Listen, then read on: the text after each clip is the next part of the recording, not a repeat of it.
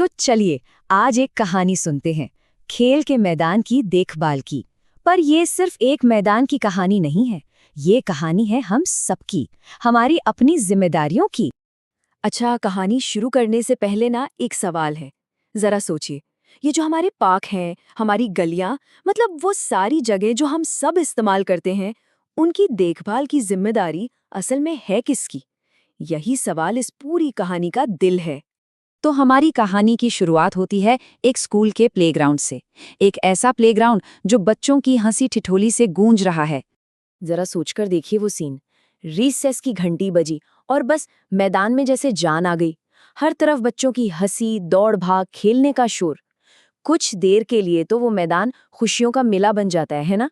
लेकिन फिर जैसे ही रिसेस खत्म होने की घंटी बजती है ना, सब कुछ एकदम बदल जाता है। बच्चे वापस अपनी क्लास में और पीछे रह जाता है मैदान, जिसका एक बिल्कुल अलग, थोड़ा उदास सा चेहरा सामने आता है।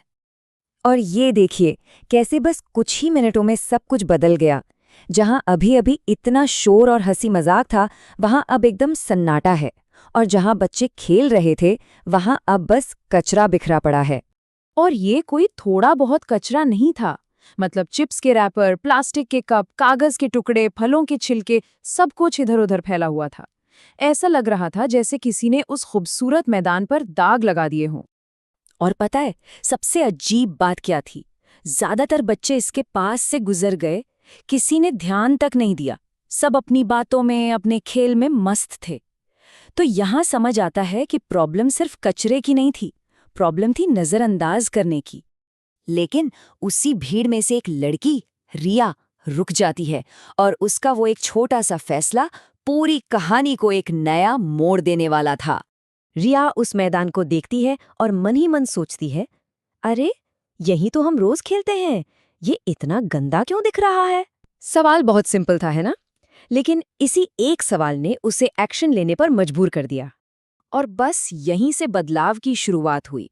देखिए, एक्शन के 3 स्टेप्स होते हैं। पहला, उसने प्रॉब्लम को सच में देखा। दूसरा, उसने फैसला किया कि कुछ करना चाहिए। और तीसरा, उसने एक्शन लिया, मतलब वो झुकी और बिना किसी के कहे कचरे का पहला टुकड़ा उठा लिया। तो एक कदम तो उठ गया।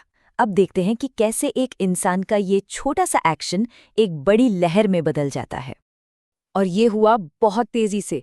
पहले मिनट में रिया अकेली थी, अगले ही मिनट उसकी दोस्त भी साथ आ गई। फिर क्या था, कोई तीसरा स्टूडेंट डस्टबिन ले आया और बस 5 मिनट के अंदर वहां एक छोटी सी टीम काम कर रही थी।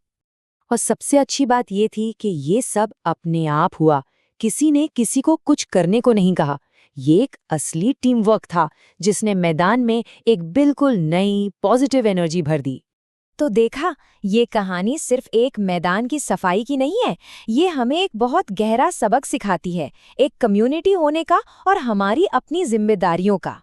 जब उनकी टीचर ने ये सब देखा तो वो बहुत खुश हुए। उन्होंने बच्चों से कहा, ये प्लेग्राउंड हम सबका है और आज तुम लोगों ने ये साबित कर दिया कि तुम्हें सच में इसकी परवाह है। इन शब्दों ने बच्चों के उस छोटे से काम को एक बहुत बड़ा मतलब दे दिया।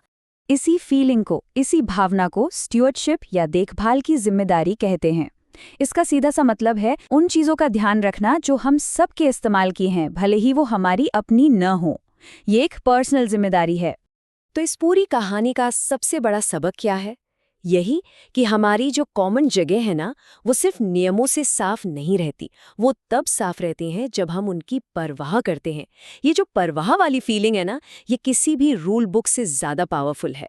तो अब आखिर में सवाल ये उठता है कि हमारा खेल का मैदान कहाँ है? वो कौन सी ऐसी कॉमन जगह है जिसकी हम परवाह कर सकते हैं? हो सकता है वो हमारा पार्क हो, हमारी गली हो या हमारी सोसाइटी। ये कहानी हमें बस यही याद दिलाती है कि हम सब कहीं न कहीं एक छोटा सा पॉजिटिव बदलाव ला सकते हैं।